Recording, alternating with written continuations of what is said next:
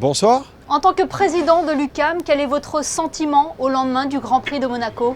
Qu'un seul mot, excellent. Excellent par le public, la ferveur et le résultat évidemment de cette course fantastique cette année. On ne peut que se réjouir cette année finalement.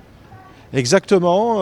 En termes de commerce, on a eu une fréquentation en augmentation par des gens qui sont venus du monde entier.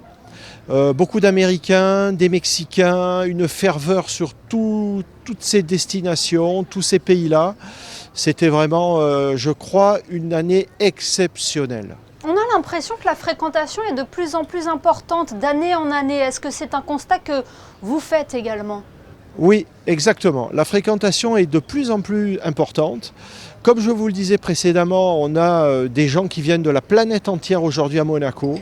La Formule 1 est devenue indiscutablement un show planétaire et il ne faut que s'en réjouir. Les retombées dans les commerces sont énormes. Évidemment, on ne peut pas encore aujourd'hui mettre un chiffre derrière tout ça, mais on va pouvoir le faire d'ici quelques temps. Mais déjà, ce matin, j'ai pu parler avec des commerçants de Monaco qui m'ont dit c'est très bon, c'est très bon. Oui, vous le dites, les retombées économiques sont colossales pour les commerçants de la Principauté, surtout qu'il y a eu 3 courses automobiles cette année.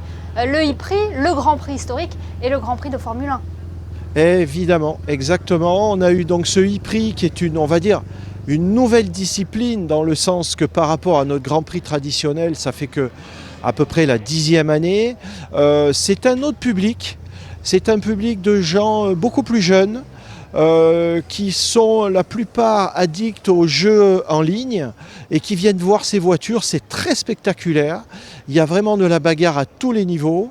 On a eu après le Grand Prix historique où alors là c'est l'histoire de notre pays, l'histoire de la Formule 1, l'histoire de l'automobile et évidemment le Grand Prix de Formule 1 avec cette tradition qu'on a maintenant depuis plus de 70 ans en Principauté et c'est toujours extraordinaire.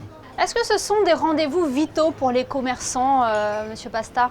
C'est très très très important. C'est indiscutable. Tout le monde attend ça avec impatience parce qu'il y a beaucoup de monde, il y a une ferveur au niveau des achats.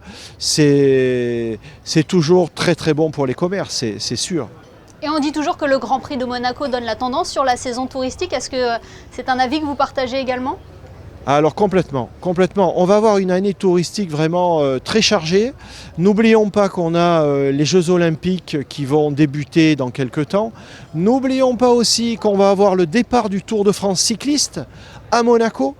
Donc je crois qu'on va avoir une année devant nous exceptionnelle. Donc l'on parle à un président heureux aujourd'hui. Ah écoutez, oui, franchement, au-delà de moi, c'est pas tellement ma personnalité qui est contente, c'est surtout les commerçants, les adhérents à l'UQAM.